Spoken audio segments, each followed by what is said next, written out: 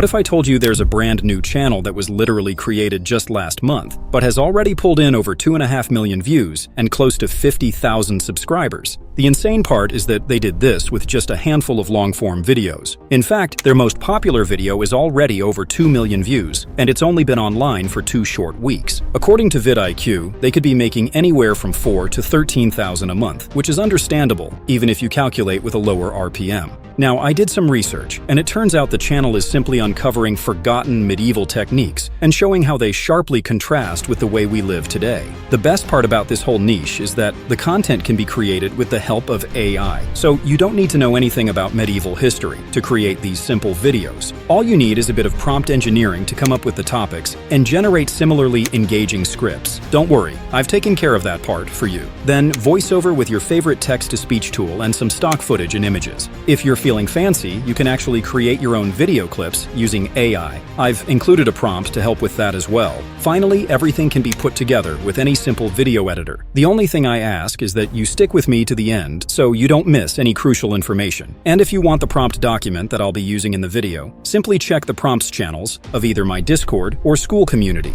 and it'll be titled Medieval Niche. Now, before we get started, let's take a look at a short demo that I put together using the same process we're about to go through. In August 1342, a catastrophic flood known as the Magdalenen Flood tore through Central Europe, destroying cities, drowning thousands, and reshaping entire river valleys. The Elbe, Rhine, and Danube rivers swelled to heights never recorded before or since. Stone towers crumbled, city walls collapsed into churning water. Yet when the floodwaters finally receded weeks later, many of the region's wooden bridges remained standing. Battered, yes, but intact and still functional. Meanwhile, in August 2021, when historic floods struck Germany's Ahr Valley, more than a dozen modern concrete and steel bridges collapsed entirely, severing communities and trapping residents. The first thing you need to do is to come up with some interesting topics for your videos. So copy this prompt from the Google Doc and paste it inside ChatGPT. Remove the placeholder and then replace it with the number of topics that you want to generate. Hit enter and you'll have a bunch of interesting topics to choose from. Some of the topics are in listicle form, as the channel we're modeling combines such topics with the usual ones. So choose the one you want and then move on to the next step, which is actually creating the script. Go back to the prompts document and copy this script prompt. Now, normally we'd use ChatGPT for the script, but it has a huge limitation when it comes to generating longer scripts like the channel we're modeling. So we'll be using Claude instead. Paste the prompt and make sure you've copied the topic that you selected. Then, remove the placeholder and replace it with your chosen topic. In case you want your script to be longer than this range, don't forget to change it everywhere else that the range is stated. Claude has created the full script without any breaks, and the word count is just a little over 3,000, which falls within the range that was specified. One thing I'd advise is that you use this as a guideline to create your own script. That way, your script becomes a bit more unique compared to everyone else who might be using the same or similar AI to generate theirs as well. The next step is to turn your script into audio. 11 Labs works perfectly for voiceovers, and it's actually one of the best on the market. But if you're interested in something free instead, check out the voiceover narration feature in Google AI Studio.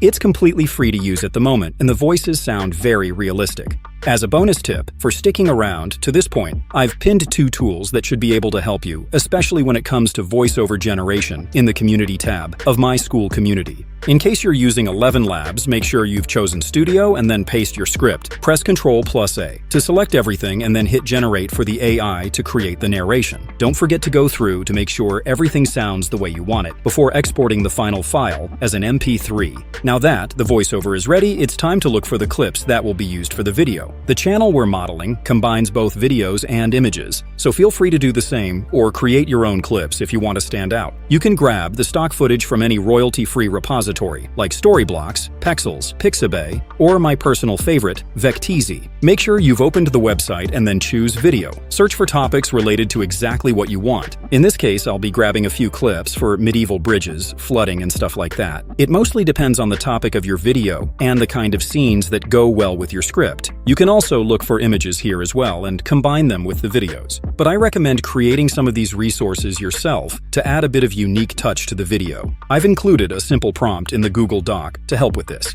Simply paste it inside ChatGPT and indicate the number of images that you want the AI to generate. Then scroll down to the bottom till you find this second placeholder and replace it with your full script. I'm going to generate for the introduction, as that's the only part I'm working on for the demo. Now, once the image prompts are ready, it's time to create the clips for the video. I'm going to show you 2 ways to go about this. Let's start with the first one. We'll need to create images of the scenes and then animate them. Open Whisk and make sure the aspect ratio is set to landscape. Paste the image prompt and then make changes if necessary. Maybe you don't want characters in the scene. Get rid of that part of the prompt and go ahead with the generation. Do the same for any other images you want to generate and then move on to animating them. Open Meta AI and upload the image. It's completely free, but the quality is quite manageable. Once the image is uploaded, paste the prompt that was used to generate it. Hit this button to begin the process and your clip should be ready. The result isn't the best, but not too bad for a completely free tool. Also, the image that we used wasn't the most realistic. Now, let's try the second approach, which involves creating these scenes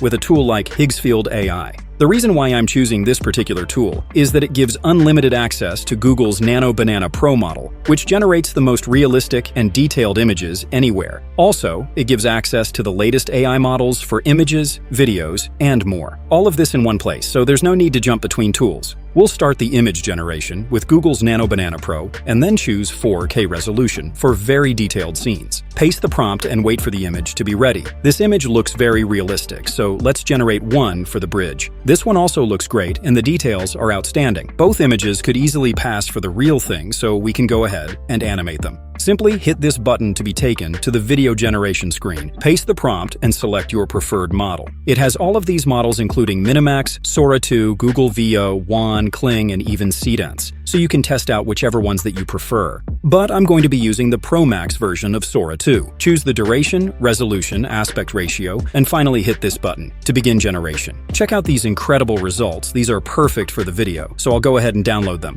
Now, once you have all the clips that you need, it's time to put them together to create the final video. So open CapCut and import your project files. Then drag and drop your voiceover file inside the timeline. To make sure your script is engaging, don't forget to go through and remove any long pauses. Once that's done, set the project aspect ratio to 16:9 for long-form content and start arranging your clips. One thing you can do is to add a few clips that will intrigue viewers at the beginning. Just a few short ones. 1 to 4 work just fine, but if you're going to do this, don't forget to add sound effects to those clips if they don't have one already. Then also move the voiceover after those initial clips and arrange the remainder of your clips according to the flow of your narration. This will take some time, so I'm going to skip ahead. Once all the clips have been added to the story, it's time to add transitions. The channel we're modeling prefers to add the glare transition between the initial clips, so you can add that or use your own transitions. To make it more immersive, don't forget to add sound effects where necessary. You can add something like a camera flash for the transitions and search for appropriate sound effects for clips that may not have them. Don't forget to decrease the volume of the clips so that it doesn't overshadow the voiceover. Also, crop them where necessary and keep going till the entire video is covered. If you can't find the sound effects that you need inside CapCut, check out Pixabay. In case the narration has some kind of date at the beginning, add a text layer and format it accordingly. Don't forget to add an in-animation so you get a final result like this. Now go to Filters and test out a few till you find the one that works for you. Drop it at the beginning of your video and drag to the end. Background music is optional since the video already has some good sound effects, but you can still add something from YouTube's audio library if you want to. All that's left is to export the video at your preferred resolution. The final step is to create a thumbnail for the video. So copy this prompt and paste inside ChatGPT. All you have to do is remove the placeholder and replace it with your topic. ChatGPT will give you a simple thumbnail prompt. You can use Whisk to generate the thumbnail image, but it doesn't produce the most realistic results. So I'll be using Nano Banana Pro inside Higgsfield. I'll choose the 4K resolution and send it to the AI to begin the process. It doesn't take too long, but take a look at this badass image. No need to even make any changes. Just go ahead and download your thumbnail. If you want to learn more about the power of Nano Banana Pro, you can actually check out this video where I take it for a test run. Anyway, thank you and see you in the next one.